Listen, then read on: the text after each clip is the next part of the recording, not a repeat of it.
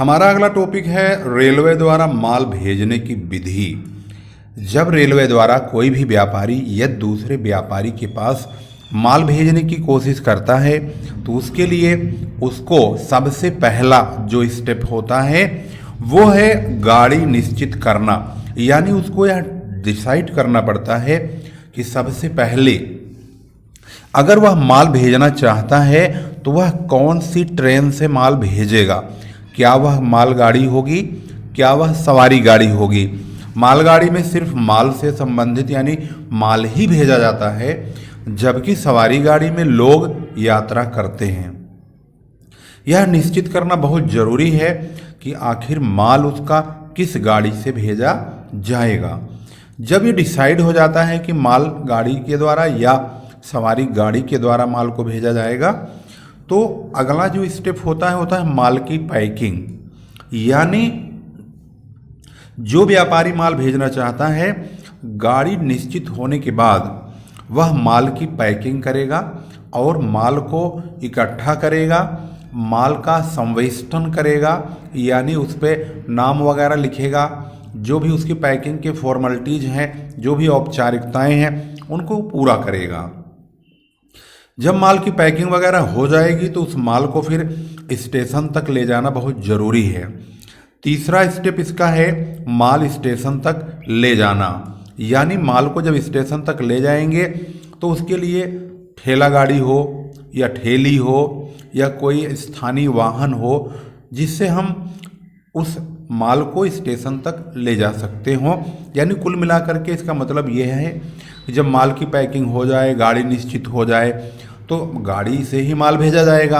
उसके लिए माल को स्टेशन पर पहुंचाना बहुत ज़रूरी है, जहां माल का गोदाम होता है, जहां से माल लोड होता है। इसके बाद है माल भेजने के लिए प्रेषक पत्र भरना। जब स्टेशन पर माल पहुंच जाएगा तो वहां पर एक फॉर्म होता है, उस फॉर्म को भरना पड़ता है। उसको माल को भेजने वाला यानी बेचने वाला व्यापारी ही भरता है। उसमें यही लिखना होता है कि उस माल को कहाँ पर भेजा जाएगा, किसके नाम पर भेजा जाएगा। उसको प्रेषक पत्र कहते हैं। इस जो फॉर्म होता है उसको प्रेषक पत्र कहा जाता है। इसमें 2 प्रकार के प्रेषक पत्र होते हैं, ये निःशुल्क होता है। एक फॉरवर्डिंग नोट, एक कंसाइनमेंट नोट, ये 2 नाम से जाने जाते हैं। अब इसकी ज़्यादा गहराई में जाने की ज़रूरत नहीं है, फिर ये बड़ा हो जाएगा। इसके बाद अगला पॉइंट है जोखिम पत्र भरना। जोखिम पत्र क्या होता है? रेलवे द्वारा माल भेजने की स्थिति में माल का जोखिम पत्र जो होता है वो भरना बहुत ज़रूरी होता है। उसमें यह बताना होता है कि जो माल का जोखिम है वह रेलवे पर होगा या स्वामी पर होगा। यह निर्धारित करने के लिए एक पत्र भरना होता है जिसे जोखिम पत्र कहते हैं। इस जोखिम पत्र में अगर माल की कोई नुकसानदेही होती है या माल कोई रास्ते में नष्ट हो जाता है तो वह नुकसान क्या रेलवे वाले भर के देंगे, यानी उसका भरपाई कौन करेगा, उसी क्षतिपूर्ति कौन करेगा। इसके बाद आता है रेल भाड़ा। रेल भाड़े से मतलब होता है जब माल को रेलगाड़ी द्वारा रेलवे एक स्थान से दूसरे स्थान पर ले जाएगा तो उसके लिए उनको व्यय करना होगा, उनको पैसा देना होगा, तो उसको भाड़ा बोलते हैं। माल ले जाने का जो किराया होता है वही भाड़ा है। इसमें भाड़ा 2 तरीके का होता है, क्रेता द्वारा माल प्राप्ति पर या विक्रेता द्वारा माल प्रेषण पर। यानी क्या क्रेता माल को खरीदने वाला जब माल प्राप्त कर लेगा तब भाड़ा चुकाएगा, या माल भेजने वाला ही भाड़ा तुरंत हैंड टू हैंड स्टेशन पर ही चुका देगा। तो 2 सिचुएशन हो सकती है, कोई भी एक सिचुएशन व्यापारी द्वारा अपनाया जा सकता है। दोनों तरीकों में से कोई भी एक तरीका अपना करके माल भेजा जा सकता है। इसके बाद आता है रेलवे अधिकारियों को माल की सुपुर्दगी करना। इसका मतलब होता है जब हमने माल को तैयार करके रेलवे स्टेशन पहुंचा दिया है तो अब अगला जो स्टेप है वह है माल की सुपुर्दगी करना। यानी रेलवे अधिकारियों को माल दे दिया जाएगा, उनको सौंप दिया जाएगा, क्योंकि हमने सारी रेलवे की औपचारिकताओं को पूरा कर लिया है। किराया चुका दिया है, प्रेषक पत्र भर दिया है, जोखिम पत्र भर दिया है, सब कुछ हो चुका है। अब माल रेलवे वालों को सौंप दिया जाएगा, जिससे वो रेलगाड़ी में लाद करके माल को गंतव्य स्थान तक पहुंचा देंगे। इसके लिए रेलवे बिल्टी प्राप्त करना यह बहुत महत्वपूर्ण है। रेलवे बिल्टी क्या है, यह आपके लिए प्रश्न पूछा जा सकता है। रेलवे बिल्टी वह पत्र अथवा रसीद होती है जो रेलवे अधिकारियों द्वारा माल के प्रेषक को यानी माल भेजने वाले व्यापारी को माल की सुपुर्दगी के बदले दी जाती है। यानी जब रेलवे के द्वारा व्यापारी से माल प्राप्त कर लिया जाता है तो रेलवे उस व्यापारी को एक रसीद देता है। उस रसीद में लिखा होता है कि आपके द्वारा जो माल आप भेजना चाहते हो हमें प्राप्त हो गया है, हमने उसको जांच पड़ताल कर लिया है। उसके बदले में वह एक रसीद देते हैं जिसको रेलवे बिल्टी कहा जाता है। यह अर्ध विनिमय साध्य प्रलेख होता है, यानी इसका बेचान संभव है। रेलवे बिल्टी में किन किन बातों का उल्लेख होता है यह भी आपके लिए जानना बहुत जरूरी है, क्योंकि क्वेश्चन में यह भी पूछा जा सकता है। सबसे पहले प्रेषक का नाम व पता होता है, यानी उस व्यापारी का नाम होता है जो माल को भेजना चाहता है, उसका पूरा एड्रेस होता है। दूसरे नंबर पे जहां माल भेजा जाएगा वहां का पता और स्टेशन का नाम होगा। तीसरे नंबर पे प्राप्तकर्ता वाले व्यापारी का नाम होगा, जिस व्यापारी को यह माल भेजा जा रहा है। चौथे नंबर पे माल की संपूर्ण जांच होगी, यानी कि संपूर्ण जानकारी होगी, जिसमें उसका नाप तौल तमाम चीजें लिखी होंगी। पांचवें नंबर पे किराए की राशि होगी, यानी भाड़ा यानी किराया हमने कितना वहां पर अदा करना है, कितना चुकाना है। किराया चुकाया है या नहीं इसका भी उल्लेख होगा। क्या किराया प्रेषक ने यानी भेजने वाले व्यापारी ने चुकाया है या खरीदने वाला व्यापारी चुकाएगा, इस बात का भी उल्लेख रहता है। इसके बाद रसीद की क्रम संख्या लिखी होती है। वे समस्त शर्तें जिसके आधार पर रेलवे माल ले जाती है बिल्टी के पीछे लिखी होती है। इसे दिखा करके माल की प्राप्ति की जा सकती है। इस प्रकार से आपने रेलवे द्वारा माल भेजने की विधि को बाकायदे समझ लिया है। आप इसकी हेडिंग को अपने आप लिख लेंगे, लिख करके इसको 2-4 बार पढ़ेंगे और इसके स्टेप्स को अपने माइंड में बिल्कुल सेट कर लेंगे कि आप ही वो व्यापारी हैं जो आप अपने दोस्त जैसे व्यापारी को किसी दूसरे शहर में रहता है उसको माल भेजना चाहते हैं। तो आपको इस प्रकार के स्टेप्स को इन्हीं चरणों से होकर गुजरना पड़ेगा और इन्हीं चरणों को प्राप्त करते हुए यानी पूरा करते हुए आप रेलवे द्वारा माल भेज सकते हैं। इसके बाद आता है बिक्री बढ़ाने के साधन। एक व्यापारी कभी भी ये नहीं चाहेगा कि उसकी माल की बिक्री ना हो, वह मैक्सिमम अपने माल को बेचना चाहेगा। इसके लिए वह एन केन प्रकार तमाम पद्धतियों को, तमाम तरीकों को, तमाम हथकंडों को अपनाने की कोशिश करेगा। लेकिन इन सब में बिक्री को बढ़ाने के लिए बहुत सारे नायाब तरीके दिए गए हैं। इन्हीं तरीकों में 9 तरीके यहाँ पर दिए गए हैं। उन 9 तरीकों को आप स्टेप बाय स्टेप समझेंगे और इसको अपने माइंड में, मन मस्तिष्क में विचार करेंगे कि आप ही वो व्यापारी हैं, आपकी ही वो दुकान है, आप ही माल बेचना चाहते हैं। तो क्या आप इस प्रकार के हथकंडों को अपना करके अपने माल की बिक्री को बढ़ाने में समर्थ होंगे या नहीं? तो आइए एक एक करके इसके स्टेप्स को समझते हैं। पहला है विज्ञापन, यानी कोई भी व्यापारी यदि अपने माल की बिक्री बढ़ाना चाहता है उसको जनता में प्रचार करना पड़ेगा। पोस्टर, बैनर, टीवी, हर प्रकार से उसको जनता के बीच जा करके अपने माल की जानकारी देनी होगी। इसके लिए विज्ञापन का रूप अपनाना बहुत जरूरी है। विज्ञापन से ही वह अपने माल का प्रचार जनता में कर सकता है, उसकी जानकारी दे सकता है, जिससे जनता उस माल को खरीदने के लिए आगे आएगी और उसकी मांग बढ़ेगी, वह माल बिकेगा। अगला है मेले व प्रदर्शनियों के माध्यम से। आजकल बहुत ज़्यादा मेले का प्रचलन है। ऐसे मेलों में कुछ कंपनियां अपने माल के लिए मतलब अपने माल के लिए शोरूम टाइप में वहां पर टेंट वेंट लगा के घेर देती हैं और वहां पर अपने माल के जो है नुमाइश के तौर पर, नमूने के तौर पर वहाँ पर रखा रहता है। जैसे मोबाइल की कंपनियाँ हुई, आजकल बाइक की भी कंपनियाँ मेलों में दिखाई देती हैं। जैसे आपका हीरो होंडा हुआ, टीवीएस बजाज हुआ, यामाहा हुआ, ये अपने शोरूम से 2-4 गाड़ियाँ ले जा कर के मेलों में रख देते हैं। मोबाइल की कंपनियों को देखेंगे आप तो मोबाइल के भी जो है शोरूम वहाँ पर ऐसे दिखाई देते हैं जैसे यही दुकान खुली हुई है। आखिर ये क्या है? यह मेले व प्रदर्शनियों के माध्यम से विज्ञापन का सहारा लेना। इसके बाद आता है नमूने व निःशुल्क वितरण से। कभी कभी कुछ व्यापारी, कुछ बिजनेसमैन, कुछ कंपनियां अपने माल के प्रोडक्ट को बेचने के लिए निःशुल्क नमूने का वितरण करती हैं।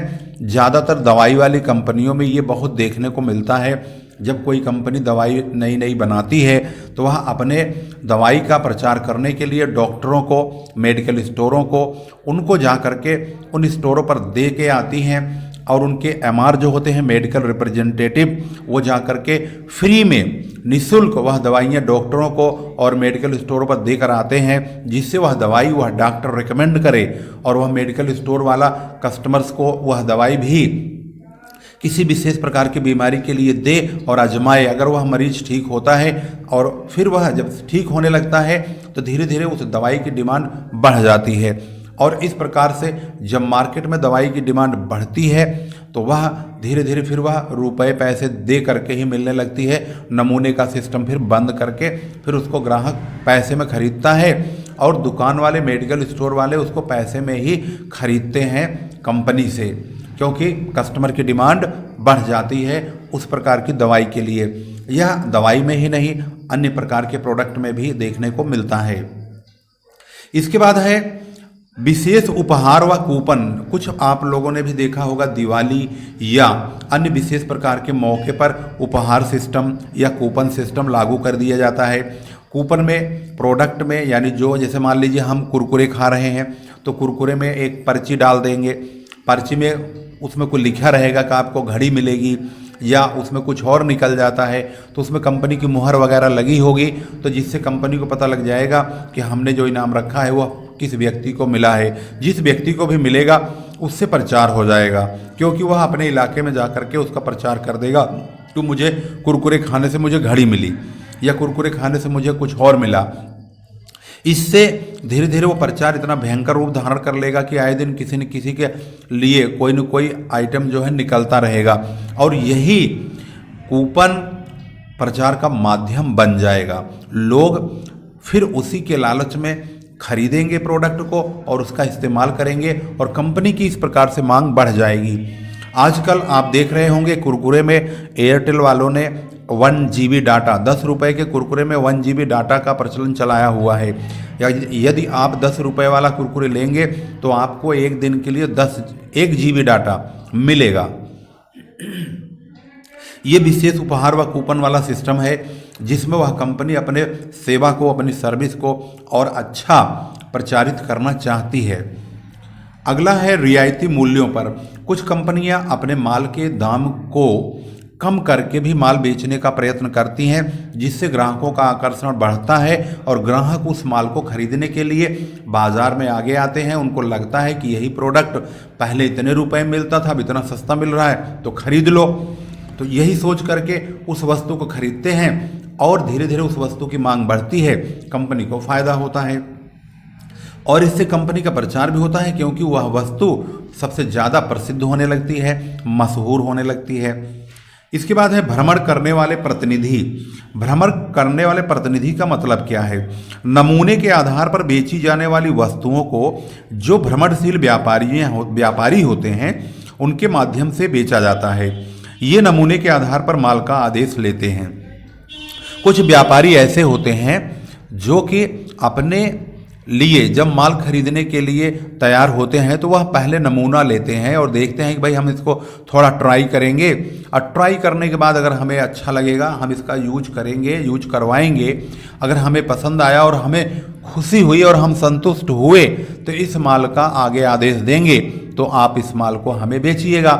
तो इस प्रकार से भ्रमण करने वाले जो प्रतिनिधि होते, जो एजेंट होते, जो एक जगह से दूसरी जगह, दूसरी तीसरी जगह माल के ऑर्डर लेते रहते हैं, तो पहले वो माल को चेक करते हैं। जब माल को चेक करते हैं, उनको अच्छा लगता है, तब वह कंपनी को माल बनाने का, माल को खरीदने का ऑर्डर देते हैं। और इस प्रकार से उस वस्तु का बिक्री बढ़ जाती है। उस वस्तु की बिक्री बढ़ने से उसके डिमांड बढ़ती है, जनता उसको खरीदने के लिए आगे आती है, और इस प्रकार से उस वस्तु का विज्ञापन भी इसी प्रकार से बढ़ जाता है। इसके बाद है किस्तों द्वारा, आसान किस्तों में, यानी किस्तों द्वारा माल का विज्ञापन भी संभव है। किस्तों द्वारा भी माल की बिक्री की जाती है। यदि आप अभी आज की डेट में महंगे प्रोडक्ट अगर लेने जाएंगे, तो अगर आपको अगर लगता है कि ये बहुत महंगा है तो आप खरीदने से पीछे हटने लगेंगे। लेकिन कंपनियों ने इस प्रकार के प्रोडक्ट जो महंगे होते हैं उनके लिए किस्तें बना दी है, जिससे खरीदने वाले ग्राहक को यह आसान हो जाता है कि वह उसी चीज़ को इकट्ठे पैसे न दे करके थोड़ा थोड़ा करके खरीद लेगा। इससे वह व्यक्ति उस वस्तु का यूज भी कर लेगा, यानी प्रयोग कर लेगा, और आराम से उसका पैसे का भुगतान भी कर देगा, उसका मूल्य भी चुका उठेगा। इस प्रकार से भी माल की बिक्री बढ़ाई जा सकती है। आजकल ज़्यादातर ये कार में, स्कूटर में, गाड़ियों में ज़्यादातर देखने को मिलता है। जैसे स्कूटर हमें खरीदना हुआ या स्कूटी खरीदना हुआ, अगर वह 80,000 रुपये का है, एकदम से 80,000 रुपये देना संभव नहीं होगा। हम सोचेंगे कि भाई 10-5 हज़ार रुपया दे दो, बाकी किस्तों में करवा लो, थोड़ा थोड़ा करके दे देंगे। तो ऐसी स्कीम कंपनियों के पास है, वो आजकल फाइनेंस कर देती हैं। फाइनेंस करने के बाद उस वस्तु को किस्तों में चुकाने के लिए बोल देती हैं। इससे ग्राहक को बड़ी आसानी होती है। ग्राहक उस वस्तु को तुरंत खरीद के तुरंत प्रयोग करने लगता है और उसका मूल्य किस्तों में चुकाने लगता है। कुछ कंपनियां ब्याज भी वसूलती हैं जो फाइनेंस वाली होती हैं, कुछ 0% पर ही अपना फाइनेंस कर देती हैं।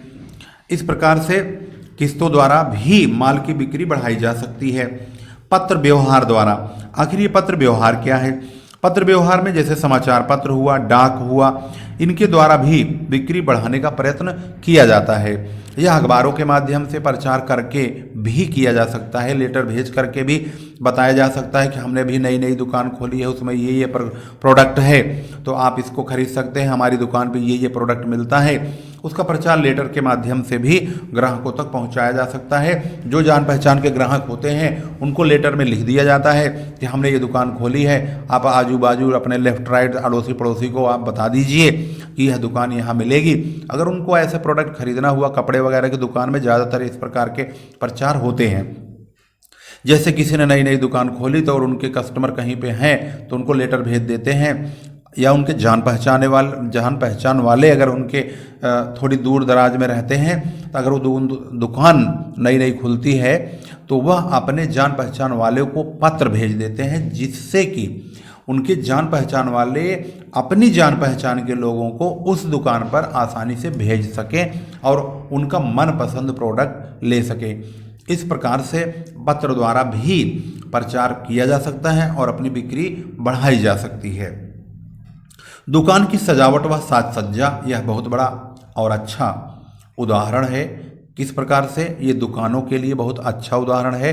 जैसे किसी प्रकार के, मान लीजिए एक साड़ी का शोरूम खोला गया, लोगों का ध्यान उस पर नहीं है, लेकिन उन्होंने चमक दमक वाली अगर लाइट लगवा दी है तो अनायास ही आते जाते लोगों का ध्यान उस तरफ आकर्षित होगा और लोग न चाहते हुए भी उस तरफ देखने लग जाते हैं। और उनका देखना ही उस दुकान का सबसे बड़ा प्रचार है, क्योंकि लोग उसको देखेंगे तो वहाँ कभी न कभी आने के बारे में भी ज़रूर सोचेंगे और कभी कपड़ा खरीदने का मन करेगा तो वह उसी दुकान में जाएंगे, क्योंकि उनके दिलों और दिमाग में उस दुकान की जो छाप है उस लाइट की वजह से, उस सजावट की वजह से बन चुकी है। इस प्रकार से आपने देखा कि दुकान की सजावट के द्वारा, पत्र व्यवहार के द्वारा, किस्तों द्वारा, भ्रमण करने वाले प्रतिनिधि द्वारा, रियायती मूल्यों पर, विशेष उपहार कूपन से, नमूने व निःशुल्क वितरण से, मेले व प्रदर्शनियों के माध्यम से और विज्ञापन से बिक्री को बढ़ाने में बहुत मदद मिलती है। इस प्रकार से बिक्री को बढ़ाया जा सकता है। आप जब इस क्वेश्चन को, सॉल्यूशन को सुन रहे हैं तो सुनने से पहले आप अपने मन मस्तिष्क में यह बैठा लीजिए कि आप ही वह व्यापारी हैं, आप ही वह व्यक्ति हैं जिसके ऊपर यह तमाम चीज़ें लागू होती हैं। यदि आपने अपने आप को ऐसा मान लिया, ऐसा महसूस कर लिया, तो पक्का यकीन है कि आप इसको सिर्फ एक बार या 2 बार सुनेंगे तो आपको यह पूरा चैप्टर याद हो जाएगा। यहीं पर वीडियो समाप्त करेंगे। इस वीडियो को आप लोग शेयर जरूर कीजिए, जरूर कीजिए। फिर लेकर आएंगे एक अच्छी वीडियो। तब तक के लिए नमस्कार, जय हिंद, जय भारत।